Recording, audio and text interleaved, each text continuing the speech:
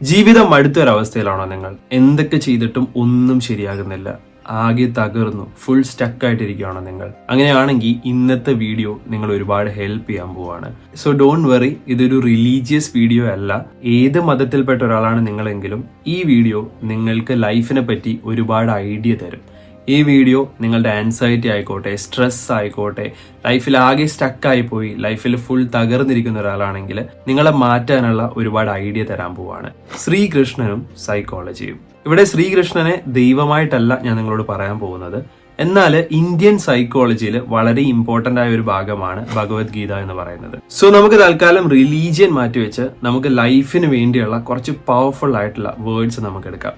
ഞാനിന്ന് നിങ്ങൾക്ക് 5 വേർഡ്സ് ആണ് പ്രധാനമായിട്ടും പറഞ്ഞുതരാൻ പോകുന്നത്. സോ ഭഗവത്ഗീതയിൽ ശ്രീകൃഷ്ണൻ പറഞ്ഞ കുറച്ച് കാര്യങ്ങളാണ് നമ്മൾ ഇന്ന് സംസാരിക്കാൻ പോകുന്നത്.